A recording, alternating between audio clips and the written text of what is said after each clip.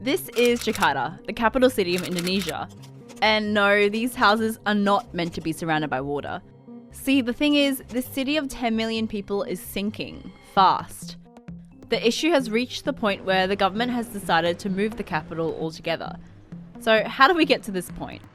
If you include the surrounding suburban areas, Greater Jakarta is home to more than 30 million people. It's one of the most densely populated urban areas in the world, and it's still growing. So as you can imagine, it's a bit crowded. Traffic in the city regularly ranks amongst the most congested cities in the world. It's also heavily polluted. The air quality is amongst the worst in the world, and all of the 13 rivers that intersect the city are full of debris and contain toxic wastewater. But one of Jakarta's key issues, though, is the sinking. It's not a new problem. The city, which sits on swampy land, has been sinking for years. Since the late 1970s, some parts of Jakarta have sunk up to 4 metres, and it's continuing to sink at a rate of up to 25 centimetres a year. About 40% of Jakarta now lies below sea level, and at the current rate, nearly all of North Jakarta will be submerged by 2050.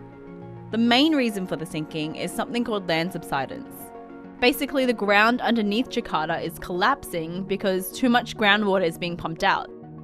Water management authorities can only meet 40% of the city's demand for water, so the rest of the population relies on groundwater for everything from drinking water to bathing.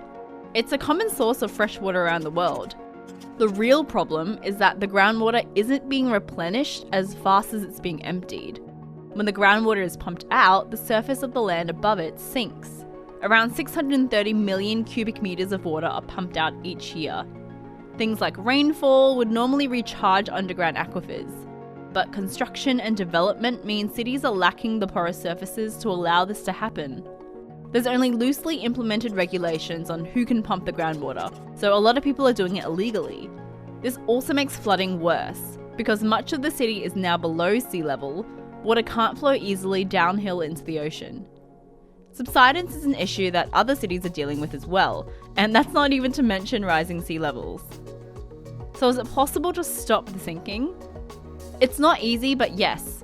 Tokyo saved itself from the same fate only a few decades ago.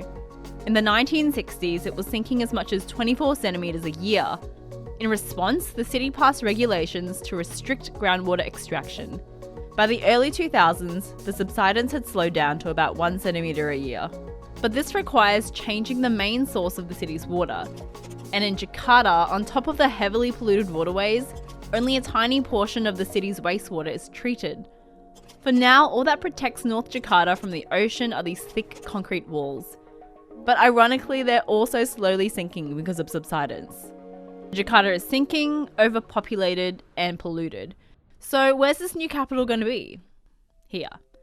East Kalimantan, known for rainforests and orangutans, is sparsely populated. The region already has 2 international airports, toll roads, and seaports. So the idea is to move the center of government to the new capital in Kalimantan. The cost is estimated to be about 466 trillion rupiah, and people are slated to move in by 2024, though the construction could take up to 10 years to complete. Even after this, it's expected the majority of Jakarta's 10 million residents will stay, but the government is hoping this will help ease some of the burden, as well as address some of the economic inequality across the country. It might sound weird to move your capital city, but it's been done before. Countries move capitals for many reasons, including overpopulation, political and ethnic tensions, and security. Many times a new capital is a newly planned city. Australia's capital is Canberra, but for a while it was actually Melbourne. Because Sydney and Melbourne were both vying for capital status, a new city was created to be the country's capital. The fact that it was away from ports was good for disease, and the cold climate was thought to produce the greatest geniuses. The ACT was declared in 1911, and the seat of national government was moved to the city in 1927. Kazakhstan moved its capital in 1997. The president chose the more central Akmola, renaming it Astana and investing big money into the buildings. Upon his retirement, the capital was renamed after him, Nur-Sultan City. Egypt is currently building its new capital to combat congestion and overcrowding, but it won't be very far away.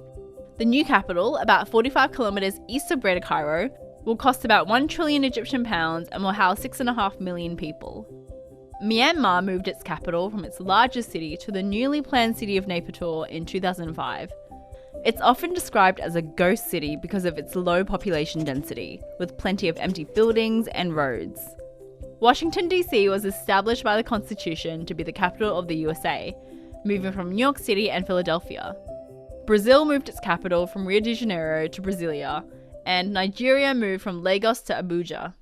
You get the point, a lot of countries have moved their capitals, but they've been to varying degrees of success, not to mention costly and time-consuming. So whether Indonesia can successfully move their capital and save Jakarta from its sinking fate remains to be seen. A lot of countries move their capital, but Portugal once moved its capital a bit further than most. The Portuguese royal family fled to Brazil after being chased out by Napoleon's armies. Now, Brazil was a Portuguese colony back then, but a few years later its status was elevated after the Prince Regent created the United Kingdom of Portugal, Brazil and the Algarves. A few years later, the royal family returned to Lisbon, but Brazil proclaimed independence from the kingdom a year after that.